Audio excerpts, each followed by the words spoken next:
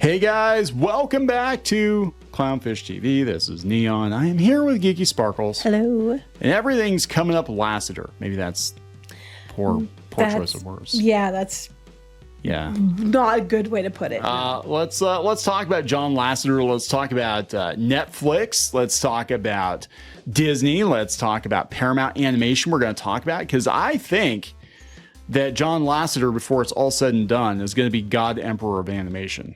I think he's he's going to rule with an iron fist. We're going to talk about the attempts the iron hug. Oh God, nobody wants the iron hug. But the attempts to push him out of Paramount a couple of years ago. The head of animation, who was also the head of DreamWorks Animation. Now, as I understand it, she's not working anywhere. But yeah, she wrote a letter saying how, Paramount will never work with John Lasseter. We're never going to work with John Lasseter. Well, guess what? Yep. He's probably going to be in charge of Paramount Animation because of the Skydance deal. And not only that, but wait, there's more. He's going to be responsible for most of the Netflix animation as well because Netflix has a deal with Skydance. Oh, that does get interesting. So that is Disney's. But he's friends with a lot of big animators, though. A lot of really good ones he's friends with. A lot of big Disney animators left Disney to come work with him. I mean, I would think that's a win because even if he doesn't do them himself, he might have access to phenomenal stories and storytellers that could do really, really good projects. You know what I'm saying? Yeah. So this is what's the saying? Like if you come for the king, you better not miss. Yeah. I think he's going to fundamentally change the dynamic in animation. That is my personal opinion. Now, look, I want to be clear before we get into this any further. Woohoo! I'm sorry. Yeah, please subscribe. You get a woohoo. I'm trained. Anyway, go ahead. But I want to be clear. Like, I don't know what he did or did not do. Right? I don't know. I do know that if he were a horrible human being, I don't think all these people would be leaving their cushy jobs at Disney. If he did something that was like sexual assault, he would have been booted immediately. There wouldn't have been, you write out the rest of your contract before you leave. Yeah, months and months later. So let's talk about like how they got rid of him. They basically just didn't renew his contract. They moved his stapler, right? But he still got to hang around for like almost a year before they just didn't renew his contract. It wasn't like, he's fired. We put all of his little Toy Story toys in a cardboard box and he's sitting on the curb now. But yeah, when he went to work for Skydance, there were some animators that were complaining, and then they were going to work with Paramount, and there were people complaining, and some of the actresses didn't want to work. Wanted to still work with him or women. Yes. They don't mention that enough. They're talking about a lot of the big directors that left Disney to go work for Skydance. And there were a couple of women in there. And I'm like, well, if he were a predator, I don't think that they would be working with him. I just think he hugs too much. Maybe he says some stupid stuff when he's drinking. Well, we don't know. We weren't there. I don't know. I just want to be clear. I'm just saying that it doesn't add up. No, it doesn't. It doesn't add up because, again, like a lot of these people, when they cancel them, if they're canceled for legitimate reasons, people are like, "Oh yeah, we all knew that this person was a creep." Not just that, they're gone. Like if they do something, they're gone. Abhorrent, they're gone. Right. Yeah, but this was not the case with him. But yes, we're going to talk about this article. This was on the Wrap today. Again, please subscribe. You get a woohoo. Oh, again? Woohoo. That's two woohoos for you. I wanted to keep you on your toes here. They said, what does the Skydance Paramount deal mean for Netflix animation? They said they struck a deal with a mega streamer last fall, and they already have movies by Brad Bird, Rich Moore, and Nathan Greeno on the horizon. These are big Disney directors. We have the guy who was in charge of Tangled. We have Brad Bird, who was in charge of The Incredibles. Who I freaking love Brad Bird's work. He also did Ratatouille. But The Incredibles is still, I think, that was the top Pixar. Yeah, well, I think top animated film. It was until, well, I think adjusted for inflation, I think Incredibles still is like one of the biggest ones. Mm-hmm. And it's still the best Fantastic Four movie ever made so far. Rich Moore, Wreck-It Ralph, and Zootopia. Now they're going to work for Skydance, and those movies are going to Netflix, which means that John Lasseter is going to be in charge of a lot of Netflix animation. Netflix was laying off a lot of people. So this is where it gets really interesting because they were laying off a lot of their own in-house people, and then they struck this deal with Skydance. So now Lasseter is going to be in charge of Disney's biggest competitor on multiple fronts. Well, geez, it's funny how that works. I know, right? Isn't it? They said, yeah, according to several individuals with knowledge of the deal, the idea was that over time, as much as half of Netflix's original animated feature output is going to come from Skydance. That arrangement has frustrated the in-house Netflix animation filmmakers. I mean, I would be ticked too, not about him, but like, that's our bread and butter. People don't get laid off. Well, they bought a whole, I don't understand what's going on with Netflix animation. I know we had a Fresher Luke on the podcast, and I don't think we really talked too much about, we talked mostly about Cartoon Network. We didn't really talk much about Netflix, but they bought that whole compound, and they had all these shows that they were going to do during the pandemic. And then as soon as the pandemic was over, they're like, you know what? Yeah, we can just get some Korean shows and some anime, and we don't have to pay all you guys. So see ya. And they canceled. I remember they canceled a bunch of stuff. It said some insiders suggested to The Wrap that Dan Lin, who took over from Scott Stuber earlier this year, was unhappy with the deal. Others familiar with the matter said that Lin and Lasseter are in regular conversation about the upcoming slate. Now, this is huge, though. I mean, we've got Disney's best and brightest jumping ship, and they're all, this isn't like, just one or two washed up. This is like all of the people that worked on their recent hits, and they're making movies for Skydance that are going to be on Netflix. Mm-hmm. Yeah, and this is Glenn Keane did a movie, something about the moon. I forget what it was called, but like with a Chinese company. Glenn Keane's a freaking Disney legend and a half, and he would even jump ship. Do you see a pattern here? Like all of Disney's most creative animators are all leaving. There's got to be a problem somewhere, right? And then you get Wish. Yeah. Disney, you get Disney from Wish. This is where Wish comes from. Right. That's why they call it Wish, right? Yep. And so when Skydance and Paramount agreed to merge earlier this month, Skydance executives invoked Skydance animation chief John Lasseter as a key attribute, underscoring the medium's importance within the new Paramount. Now, Hollywood creatives want to know how the combination will affect the arrangement between Skydance and Netflix. Are we going to have to work with Lasseter? Skydance has a more lucrative hand in the Netflix deal, according to several individuals familiar with the deal. Basically, I think Netflix is just going to outsource everything to Skydance. Well, at least half of it, they're saying. Yeah. Netflix covers most of the production costs for the upcoming features. The streamer is also on the hook for the movie's marketing and publicity, with a larger portion of the overall budget allocated to support the Skydance features over other features, either those developed internally at Netflix or licensed co-production deals.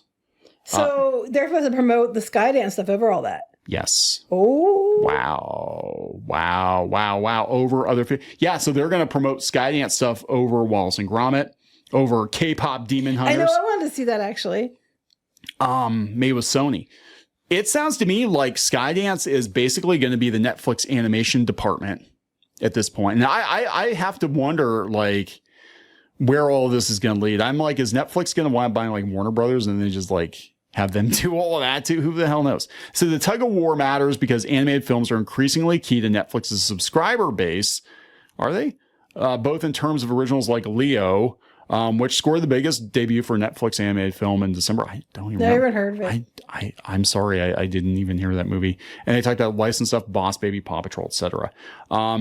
Because parents basically turn on Netflix and park the kids in front of it. And then we have, terminally online adult cartoon stands watching stuff over and over and over again, and then going on Twitter and fantasizing about who's making out with who. And it better be their ship, right? Yep. Animated films regularly dominate Netflix's top 10 most watched list and are key to keeping subscribers. They enjoy a high rewatch value. That's true. I think animated movies probably have more of a rewatch value than live action movies. I think a lot of people, well, especially kids, they'll just watch the same thing over and over and over and over again. God, how many times have I watched Rudolph the Red-Nosed Reindeer? I know. And I love Rankin Bass, but I'll tell you the truth, I couldn't watch Rudolph for years because I had seen it like 600 times in a week. Pinocchio was another one, the Christmas one. Oh, I love Pinocchio. Yeah, no, but you used to watch that one over and over again too. I did, yeah. I miss Not it. you, your son. No, I watched it. I watched it myself sometimes because I like it. I like the dancing number. And they cut the dancing number out of Pinocchio's Christmas when they ran it on ABC Family. And that was the best part. He had a disco number. I mean, come on. That is peak entertainment right there. I said if Netflix wants to change course, the onus could be on the streamer to challenge the validity of the Skydance deal and get out of it. I don't think they're going to do that. They're getting all of Disney's best people to work on animated movies for them to compete with Disney. And Disney, on the other hand, gives us Wish. Yeah, and they said that they said that one person said it could complicate it, but most people are like they're happy with the Skydance Netflix agreement. It's working out for them. Yeah. They said Netflix and Skydance aren't going to decline on it, but they said, the Skydance animated features, including Brad Bird's retro future detective movie Which Ray you Gun. would watch by the sounds of it. Absolutely. Everything about that sentence sounds like you. Yes, I love retro futurism. I love that look. I love that. Except for Strange World. That was just piece of... Yeah, I didn't care, whatever. But I see Disney's like cranking that kind of stuff out. And meanwhile, all their best are over here. But they got lucky with Inside Out too, I think. But no, that's I'm actually kind of quasi interested in the Fantastic Four movie because I looked at the visuals of it and I'm like, I like this concept quite a bit. Well, I don't think they got lucky with Inside Out 2. I think they just went back to what worked. Yeah. And they, and it works because for a reason. It's worked for years. Yeah. So they said that they're talking about the deal. They said we have a phenomenal relationship with Netflix that we're incredibly grateful for. This is Ellison, the guy who's in charge of Skydance. It's a multi-billion-dollar pact. Wow. To where we co-own everything and we create in partnership with them. And that obviously expands to consumer products and ancillaries. That's actually a good deal because it's very rare that you're going to get co-ownership. Right. Usually you're just going to work for hire. Yeah. Our relationship with Netflix and Skydance Animation will significantly bolster our family entertainment business and is incredibly additive to all Paramount shareholders. I think it's stupid. Again, we talked about this before with the streaming wars to chase your own streaming platform when you've got Netflix right there. Just make the best content you can make and put it on Netflix. That's the best way to go. They said it's likely that Lasseter is going to run Skydance, but Paramount and Netflix might do their own thing. I don't think that's going to happen. I think Lasseter is going to be in charge of it. They said when Lynn took over as Netflix film chief, he was notified the contract was contingent on Lasseter's exclusivity with Netflix. If Lasseter leaves the Skydance animation Netflix pact, then it voids the deal. Oh my God. Okay. So that they should have led with that. Yeah. So the multi-billion-dollar Netflix animation deal is contingent on John Lasseter being there. Now, I said if Skydance were to install Lasseter as the head of Paramount Animation, he would be over Paramount franchises, and that would not negate the Netflix deal. And they said Lasseter's going to stick with Skydance and Netflix. I think eventually it's all going to be under Lasseter. I think he's going to wind up. I think John Lasseter is going to wind up being the most powerful man in animation, and it's because Disney canceled him. They could have actually kept him at Disney and kept him under their thumb, but they got rid of him. And then he turned around and then, this happened. So yeah, of course, Netflix, they don't care if somebody's been quote unquote canceled, if there's nothing actually going on. Look at Dave Chappelle. Mm-hmm. Dave Chappelle brings them a ton of views. They just want money. That's all it matters. Ricky Gervais. It's about money. Ricky Gervais, tons of views, right? So yeah, we don't know exactly the extent of Lasseter's involvement, but there are rumors about it. They said that according to some within Netflix, the idea was floated that Lasseter and the Skydance team, which is said to include Brad Bird and more, they'd be giving notes on Netflix-developed projects. Netflix filmmakers drawn to Netflix because of the autonomy and creative freedom afforded by the streamer were not exactly pleased.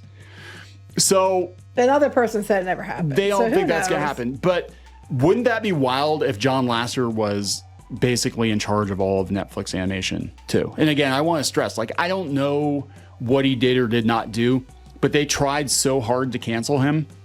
Women in animation spoke out against him. They said they will never work with or around John Lasseter. Well, if he's in charge of Skydance and Paramount and he has his hand in Netflix, where are you going to go? I mean, it's like, where are you going to go to get away from him? You're not going to be able to get away from him. No. So good luck with that. Learn to hug. Again. No, that's just not. No. Anyway, we're going to wrap this up. Yes. Please subscribe for more pop culture news, views, and rants. We'll talk later. Bye.